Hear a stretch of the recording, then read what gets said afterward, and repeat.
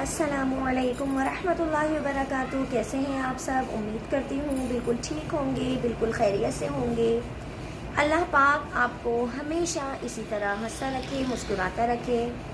آج ہمارا 5واں روزہ ہے اور اللہ کے فضل سے ہمارے رمضان شریف کے روزے بہت اچھے گزر رہے ہیں اور ہر درجے تک ہم کوشش کر رہے ہیں کہ ہم گناہوں سے محفوظ رہیں، ہم اپنی زبان سے کسی کو تکلیف نہ پہنچائیں، اپنے دل میں کسی کے لیے کوئی برائی نہ رکھیں، ہم اپنے آپ کو زیادہ تر عبادت کے لیے وقف کریں، زیادہ تر عبادت کریں، اچھے کام کریں، بزرگوں کی دعائیں لیں، اپنے سے بڑوں کی عزت کریں اور نماز پنجگانہ کی پابندی لازمی کریں اور دعاؤں کو اپنا ہتھیار بنا لیں۔ دعا مانگتے رہیں، نہ جانے کون سے وقت کی دعا اللہ رب الکریم کی بارگاہ میں قبولیت کا باعث بن جائے، تو دعا سے پیچھے مت ہٹیے گا، دعا مانگتے رہیے گا، اپنے لیے، اپنے والدین کے لیے، اپنے بچوں کے لیے، اپنے شوہروں کے لیے، اپنی بیویوں کے لیے، اپنے روزگار کے لیے، لمبی اور صحت مند زندگی کے لیے، اور سب سے بڑھ کر دعا کہ اللہ پاک ہمارا خاتمہ ایمان کے ساتھ نصیب فرمانا، جب مریں تو لب پر ہو ہمارے لا الہ الا اللہ محمد رسول اللہ۔ ٹھیک ہے، تو کوشش کیجئے، اچھے کام کیجئے، اللہ ہمارے ساتھ ہے۔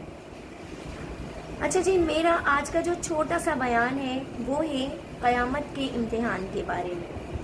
تو میں کچھ کہنا چاہوں گی آپ سے، تو پلیز ذرا غور سے اور توجہ کے ساتھ سنیے گا۔ اللہ پاک ہم سب کو عمل کرنے کی توفیق عطا فرمائے۔ حضرت سیدنا حاتم اصم رحمۃ اللہ تعالی علیہ کو ایک امیر شخص نے دعوت طعام دی، انہوں نے انکار فرما دیا، لیکن جس شخص نے دعوت دی وہ نہ مانا اور بہت اصرار کرنے لگا کہ حضرت آپ میرے گھر ضرور تشریف لے کر آئیے گا۔ پھر حضرت سیدنا حاتم اصم رحمۃ اللہ تعالی علیہ نے کہا، ٹھیک ہے، تم اتنا اصرار کر رہے ہو تو میں تمہارے گھر ضرور آؤں گا، پر میری 3 شرطیں ہوں گی جو تمہیں ماننی ہوں گی۔ اگر تم میری وہ تینوں شرطیں مانو گے تو میں تمہارے گھر ضرور آؤں گا۔ اس امیر شخص نے کہا، ولی اللہ، یہ تو میرے لیے بہت فخر کی بات ہے کہ آپ نے میرے گھر آنے کے لیے دعوت کو قبول کر لیا۔ آپ جو کہیں گے میں وہ کہوں گا، وہ کروں گا۔ آپ نے کہا، میری پہلی شرط ہوگی، میں جہاں چاہوں گا وہاں بیٹھوں گا، تمہیں کوئی اعتراض نہیں ہوگا۔ نمبر 2 شرط، جو چیز میں چاہوں گا کھاؤں گا، تمہیں کوئی اعتراض نہیں ہوگا۔ نمبر 3 شرط، جو کہوں گا وہ تمہیں کرنا پڑے گا، تمہیں کوئی اعتراض نہیں ہوگا۔ اس مالدار آدمی نے ان کی وہ تینوں شرائط منظور کر لی۔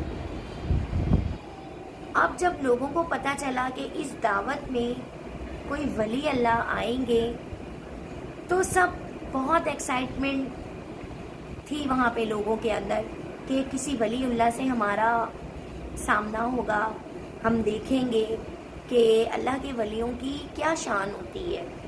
تو لوگ بہت زیادہ بے چین تھے۔ خیر، دعوت شروع ہوئی اور حضرت سیدنا حاتم اصم رحمۃ اللہ تعالی علیہ اس دعوت میں پہنچ گئے۔ اب آتے کے ساتھ ہی جہاں پر جوتے پڑے تھے وہ ولی اللہ اس جگہ پر جا کر بیٹھ گئے۔ چونکہ شرط تھی جہاں چاہوں گا بیٹھوں گا، لہٰذا کسی نے کچھ نہیں کہا۔ کچھ دیر کے بعد کھانا شروع ہو گیا، لوگوں نے مرغ مسلم پہ ہاتھ صاف کرنا شروع کر دیے۔ ویسے بھی ہمارے یہاں کی یہ بہت اچھی روایت ہے کہ کہیں پہ دعوت ہوتی ہے، کسی اچھی جگہ سے دعوت آتی ہے، تو سب سے پہلے ہمارے ذہنوں میں یہ خیال ہوتا ہے کہ واہ بڑے گھر سے دعوت آئی ہے تو کھانے بھی شاندار ہوں گے، عالی ہوں گے، زبردست ہوں گے. ایسا ہوتا ہے، برا ماننے والی کوئی بات نہیں ہے.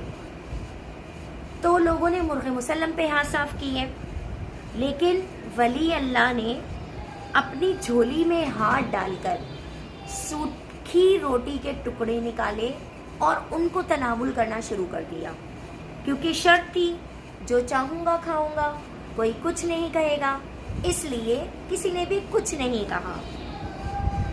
اور جب کھانے پینے کا سلسلہ ختم ہوا تو آپ نے میزبان سے فرمایا انگیٹھی یعنی چولہا لے کر آؤ اور اس پر توا رکھ دو. حکم کی تعمیل کی گئی.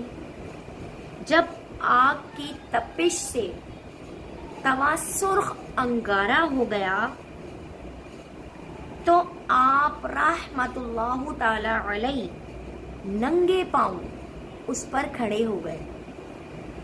لوگوں کی حیرت کے مارے چیخیں نکل پڑی. جتنے لوگ اس دعوت میں موجود تھے سب چلانے لگے کہ اتنا تیز گرم انگارہ توا ہے اور کس طریقے سے یہ اس کے اوپر کھڑے ہو گئے. اب آپ نے توے پہ کھڑے ہو کے کہنا شروع کیا کہ میں نے آج کھانے میں سوکھی روٹی کھائی ہے.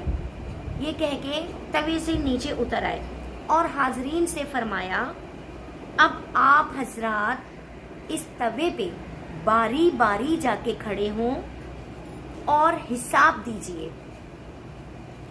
ایک دم سارے لوگ ہکا بکا اور پریشان ہو گئے اور کہنے لگے کہ آپ تو ولی اللہ ہے، آپ تو یہ سب کچھ کر سکتے، یہ تو آپ کی کرامت ہے، لیکن ہم تو عام انسان ہیں، ہم کس طریقے سے اس توے پہ جا کے کھڑے ہوں گے؟ ہم تو گناہ گار ہیں، ہمارے تو پاؤں نازک نازک ہیں. آپ رحمت اللہ تعالی علیہ نے فرمایا اے لوگو اس وقت کو یاد کرو جب سورج 1.25 میل کے فاصلے پر ہوگا، جب سورج ہم سے 1.25 میل دور ہوگا. آج سورج ہم سے کروڑوں میل دور ہے، کروڑوں میل دور ہے. اس وقت سورج کا پچھلا رخ ہماری طرف ہے، اس وقت سورج کا اگلا رخ ہماری طرف ہوگا. تانبے کی زمین ہوگی، دہکتی ہوئی زمین. غور کرو اس گرم توے کے بارے میں، سوچو یہ تو دنیاوی آگ ہے اور اس آگ میں، دنیاوی آگ میں ہم نے توے کو گرم کیا ہے. اس کی تپش تو اس تانبے کی انگارہ بنی ہوئی زمین کے مقابلے میں کچھ بھی نہیں ہے. جس تانبے کی زمین پر تمہیں کھڑے ہو کے اپنے اعمال کا حساب دینا ہوگا. ثم لتسألن یومئذ عن النعیم. ترجمہ کنز ایمان. پھر بے شک ضرور اس دن تم سے نعمتوں کے بارے میں پوچھ گچھ ہوگی. آج تم اس دنیاوی توے پر کھڑے ہو کر صرف ایک وقت کے کھانے کا حساب نہیں دے سکتے، تو کل بروز قیامت تم میں کون سی ایسی کرامت پیدا ہو جائے گی کہ تانبے کی دہکتی ہوئی زمین پر کھڑے ہو کر زندگی بھر کی نعمتوں کا حساب چکاؤ گے. اب آپ خود سوچیں کہ اس وقت ہمارا کیا عالم ہوگا. ہم نے اپنی ساری زندگی گناہوں میں بسر کی، بار بار لوگ ہمیں سمجھاتے رہے، ہمارے والدین ہمیں سمجھاتے رہے، ہمارے خاندان کے بزرگ ہمیں سمجھاتے رہے، لیکن جب کوئی سمجھاتا تھا اس وقت ان کا سمجھانا ہمیں بہت برا لگ رہا ہوتا تھا. ہم یہی سوچ رہے ہوتے تھے کہ ہم کیوں نیکیاں کریں، ابھی تو زندگی باقی ہے. ہماری ماں ہے نا، ہماری دعاؤں کے ہمارے لیے دعا کرنے کے لیے. اللہ پاک ماں کی دعا ضرور قبول کرتے ہیں، اللہ پاک ہمیں بخش دیں گے، اللہ پاک نے وعدہ کیا ہے، اللہ پاک بخشیں گے. لیکن ہر انسان کو اس کے اپنے کیے ہوئے عمل کا حساب کتاب دینا ہے. بغیر حساب کتاب کے کوئی جنت میں داخل نہیں ہوگا. اگر ہم نے اپنے دماغوں میں یہ بات بٹھا لی ہے نا کہ ہم سے ہمارے اعمال کا حساب نہیں لیا جائے گا، تو یہ ہماری غلط سوچ ہے. اس سوچ کو ہمیں اپنے دماغ سے نکالنا ہوگا. آپ نے کسی کی پڑی ہوئی چیز اس کی بغیر اجازت کے اٹھا کے رکھ لی تو آپ کو اس کا بھی جواب دینا. تو نمازیں قضا کرتے رہتے ہیں، روزوں کو چھوڑ دیتے ہیں. اللہ تعالیٰ نے جسم میں کمزوری دے دی ہے تو روزے نہیں رکھنے. آپ نے روزہ چھوڑ دیا، اس وقت تو آپ نے چھوڑ دیا جس وقت آپ نے روزہ رکھنا تھا. آپ نے کہہ دیا مجھے بیماری تھی، میں کمزور تھا، مجھ میں چلنے پھرنے کی سکت نہیں تھی، میں دھوپ گرمی برداشت نہیں کر سکتا تھا، لیکن اس روزے کی آپ نے قضا کرنی ہے، وہ معاف نہیں ہے. ابھی بھی وقت ہے. اپنے آپ کو مضبوط بنا لے، اتنا مضبوط کر لے کہ آپ نیکیاں کریں، یہ آپ کے اپنے کام آئیں گی. آپ کی نیکیوں سے نہ تو مجھے کوئی فائدہ ہے نہ آپ کے ماں باپ کو کوئی فائدہ ہے. جو نیکی کرے گا وہ اپنے ساتھ اس کا اجر لے کر اپنی قبر میں جائے گا. ابھی بھی وقت ہے. سوچیں، سمجھیں، دنیا کے جھنجھٹوں کو ایک سائڈ پہ رکھ کر دین کی طرف بھی آئیے. امید کرتی ہوں آج کا میرا پیغام آپ کو اچھا لگا ہوگا. میرا چھوٹا سا بیان آپ کو ضرور پسند آیا ہوگا. اگر میری وجہ سے کسی کی دل آزاری ہوئی ہو تو مجھے معاف کیجیے گا. اللہ تعالیٰ نے زندگی دی تو نیکسٹ ویڈیو کے ساتھ دوبارہ آپ کے سامنے حاضر ہوں گی. جب تک کے لیے السلام علیکم ورحمۃ اللہ وبرکاتہ.